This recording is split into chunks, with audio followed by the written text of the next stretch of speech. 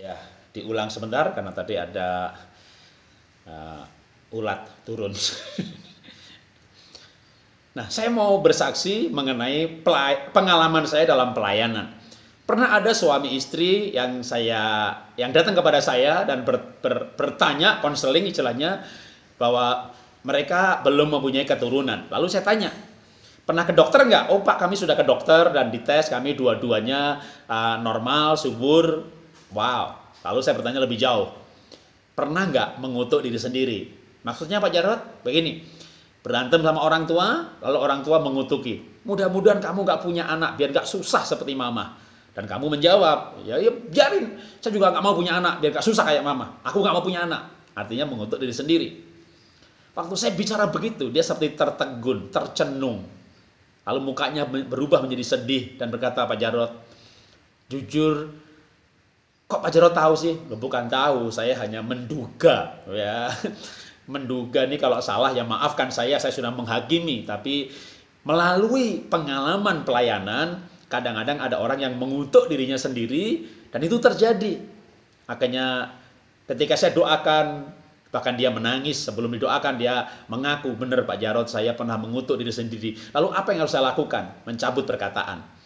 Setelah saya doakan, nanti balik kepada orang tua, minta ampun, mencabut perkataan di hadapan orang tua, dan minta orang tua memberkati. Karena dulu orang tua pernah mengutuk. Jadi mencabut perkataannya, Tuhan aku menyesal pernah berkata aku tidak mau punya anak. Aku minta ampun, aku mencabut perkataan. Lalu ada pemulihan dengan orang tua, minta ampun kepada orang tua, minta diberkati. Itu beberapa tahun kemudian, kebetulan saya pergi ke kota itu, dan waduh dia datang menghampiri saya, maju ke depan dekat mimbar, dan Pak Jarod ingat saya, oh iya gimana, saya sekarang sudah mendapat keturunan. Wah, dia senang sekali. Hati-hati dengan perkataan. Ada orang yang pernah mengutuk dirinya sendiri dan betul-betul terjadi. Atau misalnya ya dalam pernikahan suaminya selingkuh atau suaminya kasar, muka kayak Herodes, urapannya Firaun, tingkah lakunya kayak Pontius Pilatus. Wah, ini untuk mengibaratkan suami yang galak sekali. Lalu si istri ini memang gak sanggup hidup seperti itu dan berkata, lebih baik saya mati aja, lebih baik saya mati saja. Nah, lalu akhirnya mengalami penyakit yang aneh. Dokter tidak bisa menemukan sakitnya apa, ke rumah sakit A, dokter bilang ini, rumah sakit B, dokter bilang ini. Jadi sakitnya seperti gonta-ganti. Lalu akhirnya ketika seminar mengenai luka-luka batin, pesakit psikosomatis, penyembuhan inner healing, luka batin, akhirnya dia sadar bahwa pernah mengutuki diri sendiri. Lalu akhirnya dia mencabut perkataan, minta ampun sama Tuhan. Dan ketika dia mengalami pelayanan, pelepasan dalam arti dari ikatan, kepahitan, luka hati, dan pernah mengutuk diri sendiri, maka dia mengalami kesembuhan. Saya pernah lagi dalam sebuah pelayanan, ya, seorang yang wanita nih ya, cukup cantik gitu ya. Pak, saya ini berat jodoh. Berat jodoh gimana? Punya pacar ditimbang 100 kilo. Enggak Pak, pacaran putus. Saya tanya lagi, pernah nggak kamu dulu waktu putus dengan pacar yang pertama, di mana kamu tuh benar-benar cintamu murni, cintamu tulus, orang bilang ini first love, cielah, first love. Lalu kamu dikhianati, lalu kamu berkata semua laki-laki gombal, aku tidak mau menikah, nggak mau pacaran lagi. Setiap kali saya menuduh, gitu ya. Saya kadang-kadang menuduh, menghakimi, tapi ya karena Tuhan ingatkan seperti itu, tapi jadi pas, maka jadi bukan menuduh, tapi mengingatkan dosa. Karena tugas seorang hamba Tuhan adalah mengingatkan dosa, supaya orang menjadi ingat dosanya, lalu bertobat minta ampun. Akhirnya dia minta didoakan, karena emang kata-kata saya ini kayak pas buat dia. Bener Kak Jarod, saya pernah berkata begitu. Lalu apa yang harus saya lakukan? Mencabut perkataan. Kita sama-sama mencabut perkataan. Saya doakan kamu mencabut perkataan di hadapan Tuhan. Nah, kenapa saya mengajarkan mengenai mencabut perkataan? Kembali ke latar belakang kenapa Tuhan, atau latar belakang sebelum Tuhan mengizinkan peristiwa itu terjadi. Latar belakangnya adalah ada iblis yang jalan-jalan, gitu kan? Lalu menghadap Tuhan. Tuhan, izinkan saya menjamah Ayub. Nah, dalam kasus Ayub, sebenarnya Tuhan sendiri mengakui, Alkitab mencatat bahwa engkau merancang itu sehingga aku melawan Ayub tanpa alasan. Jadi kalau khusus Ayub, Tuhan itu sebenarnya tidak ada alasan mengapa mengizinkan, ya. Dalam arti ya sebagai ujian, tapi bukan karena sebuah dosa. Tapi dari situ yang saya dapat pelajarannya adalah pekerjaan si iblis ini loh, yang suka jalan-jalan lalu bikin proposal minta izin. Nah, saya hanya berandai-andai. Misalnya iblis ini menghadap Tuhan, ya Tuhan, izinkan saya bikin ibu itu sakit, gitu ya. Tuhan tanya kenapa? Lah saya mengamat-amati. Saya pernah mendengar dia berkata lebih baik aku mati. Nah, gimana caranya mati sebelum waktunya kalau nggak dibikin sakit? Anggap aja Tuhan melihat proposal itu gitu ya. Aduh, gimana nih mau ditolak? Wong ibunya benar-benar pernah berkata lebih baik aku mati. Kan bisa gara-gara itu iblisnya dikasih izin. Karena kalau saudara anak Tuhan, rambut Anda tidak akan jatuh tanpa diizinkan Tuhan. Saya tidak akan sakit kalau nggak diizinkan Tuhan.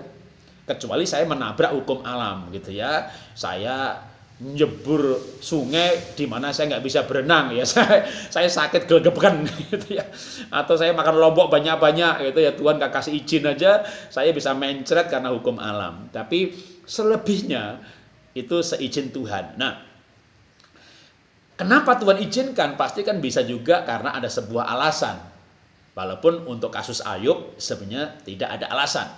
Maka jangan sampai membuat Tuhan menemukan alasan yang itu alasan yang benar yang didapat oleh iblis ketika mendengar Anda mengucapkan kata-kata kutuk kepada diri sendiri. Maka cabut kata-kata itu supaya iblis tidak bisa menggunakan untuk mendakwa atau alasan untuk mencobai kita. Tuhan tidak mencobai. Yang mencobai diri kita sendiri dengan perkataan kita yang dipakai oleh iblis, lalu iblis mencobai kita. Nah, karena itu mari kita merenungkan hidup ini. Kalau kita pernah mengucapkan kata-kata kutuk kepada diri sendiri, maka hari ini di dalam nama Tuhan Yesus, demi kesehatanmu, demi masa depanmu, demi kebaikan hidupmu, cabut kata-kata kutuk dan sebaliknya ucapkan kata-kata berkat. Mari kita berdoa. Bapa, kami belajar firman-Mu hari ini dan kami belajar mengenai mencabut kata-kata kutuk. Hamba-Mu sebagai hamba Tuhan hari ini berdoa kalau ada yang mendengarkan program ini dan Roh Kudus mengingatkan bahwa pernah mengucapkan kata-kata kutuk kepada diri sendiri. Aku tidak mau punya anak, aku nggak mau usaha lagi, aku nggak mau bisnis lagi, lebih baik aku mati saja. Aku tidak tahan hidup, aku nggak mau pacaran lagi, semua laki gombal, semua perempuan gombal, dan aneka kata-kata kutuk yang lain di dalam nama Tuhan Yesus. Roh Kudus mengingatkan supaya setiap pribadi yang mendengar program ini disadarkan oleh Tuhan. Dan bersama-sama dengan saya, mari kita berdoa. Tuhan, kami mencabut perkataan-perkataan yang pernah kami ucapkan tanpa sadar. Yang kami ucapkan karena kami emosi.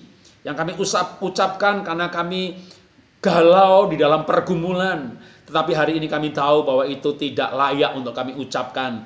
Dan kami menyesal ya Tuhan, kami mencabut perkataan kami, ampuni kami dan pulihkan kami. Kami mencabut perkataan kami dan sembuhkan kami, pulihkan kehidupan kami.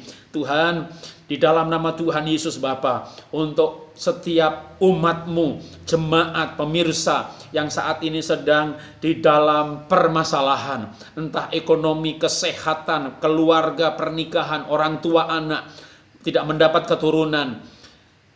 Di dalam nama Tuhan Yesus, biarlah mereka belajar untuk mengucapkan kata-kata berkat dan hamba mendukung, bersahati di dalam nama Tuhan Yesus untuk ikut sama-sama memberkati. Di dalam nama Tuhan Yesus engkau diberkati, dalam nama Tuhan Yesus engkau disembuhkan, di dalam nama Tuhan Yesus engkau dipulihkan. Terima kasih Bapak kalau kami boleh datang berdoa kepada Bapa di dalam nama Tuhan Yesus, sehingga kami boleh merasakan pemulihan di dalam nama Tuhan Yesus. Kami boleh merasakan kehidupan yang baru di dalam nama Tuhan Yesus. Terima kasih Bapa, kami berdoa mengucap syukur. Amin. Ya, inilah inspirasi pembelajaran hari ini dan kita akan berjumpa di dalam episode selanjutnya. Tuhan memberkati.